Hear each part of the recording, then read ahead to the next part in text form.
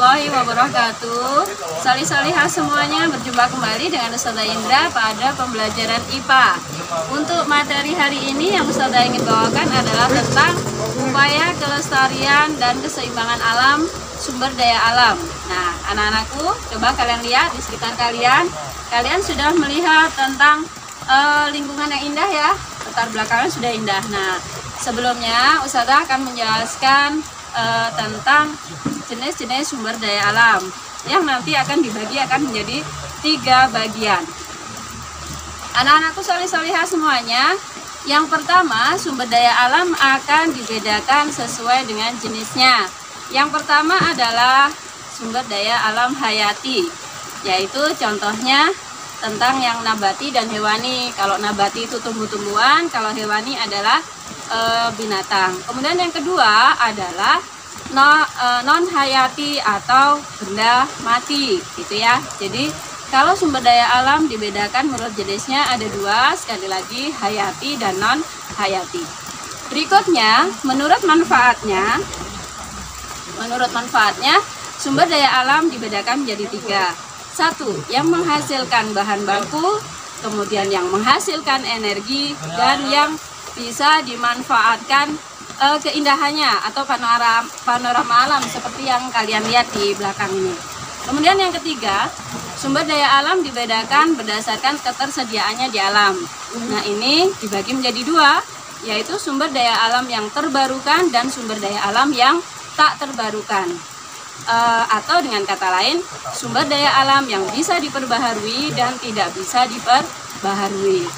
Yang bisa diperbaharui contohnya adalah pertanian, kehutanan, peternakan, dan yang lainnya. Kemudian yang tidak bisa diperbaharui contohnya adalah bahan tambang seperti minyak bumi, batu bara, gas, dan yang lainnya.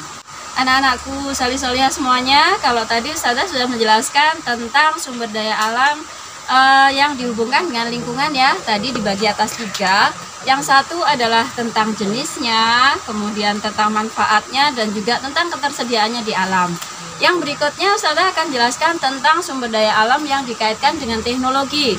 Nah, ini tentu kalian juga sering melihat di sekitar kalian ada yang membuat bahan-bahan bangunan, ada yang kemudian membuat teknologi menjadi dari bahan baku menjadi sudah jadi barang yang sudah jadi. Nah, itu akan ada hubungan timbal balik antara teknologi dengan sumber daya alam. Jadi sumber daya alam sebagai penyedia bahan baku kemudian diolah menjadi lebih baik dengan teknologi yang sudah ada.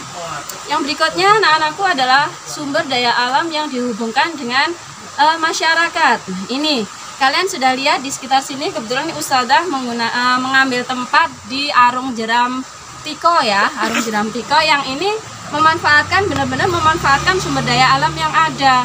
Sumber daya alamnya adalah sungai yang akhirnya dikemas menjadi objek wisata sehingga bisa membuka lapangan pekerjaan dengan adanya warung, kemudian meningkatkan kesejahteraan masyarakat sekitarnya dan juga meningkatkan pendapatan warga. Materi yang berikutnya adalah upaya melestarikan sumber daya alam. Anak-anakku, untuk materi melestarikan sumber daya alam ini ada 3 cara, yaitu yang pertama adalah melakukan penghematan. Ini contohnya adalah dengan melakukan penghematan BBM. Digunakan bahan bakar minyak itu secara efektif dan efisien. Jika tidak dirasa perlu, janganlah kalian menghambur-hamburkan BBM ya. Contoh, satu rumah ada 4 mobil keluar semua. Tidak, kita bisa menghematnya. Kemudian mungkin kita banyak juga menggunakan sepeda. Sepeda itu untuk kesehatan bagus, untuk penghematan BBM juga bagus. Nah, itu bisa kita lakukan. Kemudian berikutnya adalah dengan perlindungan. Perlindungan ini bisa berupa taman nasional, bisa berupa cagar alam, dan suaka marga satwa. Jadi perlindungan terhadap sumber daya alam ini bisa dilakukan untuk binatang, juga bisa dilakukan untuk tumbuhan. Jadi banyak yang dilakukan oleh pemerintah daerah, juga pihak-pihak swasta untuk melestarikan sumber daya alam. Yang berikutnya adalah dengan melalui pemeliharaan. Pemeliharaan di sini yang dimaksudkan adalah dengan memelihara sumber daya alam yang ada, dengan menjaganya supaya tetap lestari. Anak-anakku, contoh dari pelestarian sumber daya alam yang sering dan harusnya bisa kita lakukan adalah yang pertama, reboisasi dan penghijauan. Reboisasi dan penghijauan, apakah perbedaannya?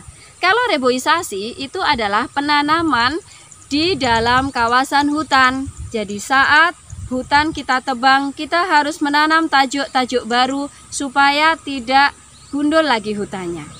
Sedangkan penghijauan adalah penanaman kembali di luar kawasan hutan. Nah, untuk penghijauan ini bisa dilakukan di kota, namanya dengan melalui jalur hijau. Nah, mengapa di kota itu adanya jalur hijau? Yang pertama, satu jelas untuk keindahan, yang kedua untuk menyerap karbon dioksida dan untuk mencegah polusi udara. Anak-anakku, yang berikutnya adalah penghijauan juga diperlukan di sekitar daerah aliran sungai supaya air dari sungai tidak merusak ke daerah daratan. Anak-anakku, yang berikutnya adalah di saat hutan-hutan sudah mulai gundul, apa yang perlu dilakukan adalah sengkedan dan terasiring, yaitu membuat teras-teras. Kalian juga bisa lihat di sekitar ada yang berundak-undak, sawahnya diletakkan berundak, dibuat berundak-undak. Itu dimaksudkan supaya tidak segera longsor kalau turun air hujan. Itu ya anak-anakku semuanya. Jadi banyak upaya yang dilakukan untuk melestarikan sumber daya alam yang ada di sekitar kita. Semuanya, materi yang berikutnya adalah manfaat bakau. Kenapa Ustazah memasukkan materi manfaat bakau di sini? Karena itu juga termasuk pada upaya kelestarian lingkungan yang ada di sekitar kita. Bakau sangat dibutuhkan di sekitar pantai. Untuk apa? Nah, manfaat bakau itu yang pertama adalah melindungi pantai dari abrasi dan erosi. Jadi tidak terkena hempasan air laut yang lama-kelamaan akan istilahnya menghancurkan dan menghabiskan daratan yang ada di sekitarnya. Kemudian yang berikutnya adalah manfaat bakau menjadi perangkap zat-zat pencemar atau limbah industri. Berikutnya, jika ada bakau di sekitar pantai, udara menjadi lebih segar dan bersih. Kemudian bakau juga menjadi tempat biota laut untuk berkembang biak.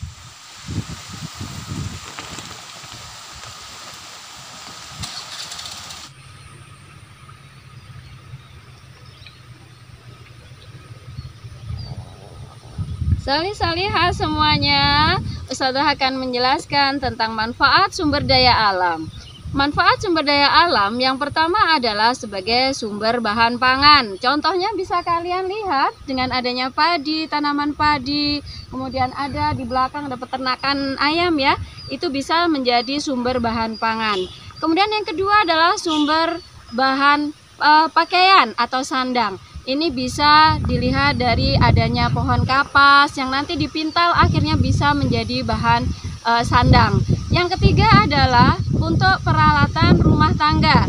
Contohnya adalah pengolahan kayu-kayu yang akhirnya diolah menjadi lemari, kursi, dan yang lainnya. Sedangkan yang keempat, sumber daya alam juga bisa dimanfaatkan untuk alat-alat dan untuk bahan-bahan kesehatan. Semacam nanti kencur, kunyit, jahe yang diolah menjadi jamu untuk kesehatan. Anak-anakku salih-salihah semuanya, jika kita melihat padi yang ada di sekitar Ustazah ini ya, nah padi-padi yang ada di sekitar Ustazah ini harus tetap dijaga kelestariannya. Bagaimana dengan cara melestarikan pertanian yang ada? Ini bisa dilakukan dengan intensifikasi pertanian atau memaksimalkan hasil dari lahan yang ada. Misalnya satu, dengan memperbaiki lahannya. Jadi lahannya diolah dengan cara yang benar. Kemudian yang kedua dengan menggunakan bibit yang tepat. Yang ketiga, melakukan pemupukan. Pemupukan yang tepat dan tidak terlalu banyak menggunakan bahan-bahan kimia. Jadi yang ramah lingkungan ya. Kemudian yang keempat adalah dengan memperhatikan hama. Jadi hama dan gulma harus segera ditanggulangi jika ada. Kemudian yang berikutnya adalah memperbaiki irigasi. Dan yang terakhir adalah pasca panen. Penanganan pasca panen yang tepat nanti akan meningkatkan hasil dari pertanian. Anak-anakku salih-salihah semuanya, dari hasil pertanian yang ada dengan hasil perikanan yang ada dan peternakan yang ada, diharapkan semuanya nanti bisa untuk kebutuhan masyarakat yang ada di sekitar. Anak-anakku solih-solihah semuanya, materi yang terakhir pada pembahasan ini adalah tentang dampak buruk eksploitasi. Apa itu eksploitasi? Eksploitasi itu adalah pemanfaatan yang sebesar-besarnya terhadap sumber daya alam tanpa memperhitungkan akibatnya. Nah, sehingga ini akan membawa dampak buruk. Apa sajakah dampak buruk itu? Yang pertama, adanya disfungsi hutan atau pengalihan fungsi hutan dari yang sebelumnya sebagai paru-paru dunia dan sumber resapan air berubah menjadi gundul. Nah, kalau hutan sudah gundul, bisa kita tahu akibatnya. Longsor sering terjadi nantinya. Itu ya anak-anak. Jadi jangan sampai membiarkan hutan dalam posisi gundul. Yang berikutnya adalah adanya pencemaran lingkungan. Pencemaran lingkungan ini bisa pada kerusakan air, bisa pada pencemaran tanah. Nah, dampaknya ini sangat besar karena apa? Air dan tanah adalah yang sangat penting kita manfaatkan dalam kehidupan sehari-hari. Kemudian adanya kerusakan tanah itu juga diakibatkan karena adanya ladang berpindah. Apa ladang berpindah? Ladang berpindah itu di saat kita membabat hutan untuk pertanian, kemudian kita berpindah setelah kita selesai mengeruk habis untuk manfaatnya. Kemudian kita membiarkan hutan dalam posisi gundul. Nah, anak-anakku, banyak sekali dampak buruk yang diakibatkan oleh eksploitasi. Apa tadi? Yang pertama adalah adanya disfungsi hutan yang sudah beralih dari sumber resapan air dan paru-paru dunia menjadi hutan yang gundul. Kemudian adanya pencemaran air dan tanah serta kerusakan sumber daya alam yang lainnya semacam bahan bakar minyak yang semakin menipis dan semakin habis. Anak-anakku solih-solihah semuanya, kalian sebagai pelajar yang perlu diingat adalah 1. Bijaklah kalian memanfaatkan dan menggunakan sumber daya alam yang ada. Janganlah terlalu berfoya-foya atau menghambur-hamburkan sumber daya alam yang ada. Manfaatkanlah sehemat mungkin. Itu ya. Kalian juga kalau saat berkemah jangan sampai merusak lingkungan hutan. Itu saja pesan dari Ustazah. Akhirnya Ustazah akhiri materi hari ini dengan satu penugasan untuk kalian. Itu saja dari Ustazah. Wassalamualaikum warahmatullahi wabarakatuh.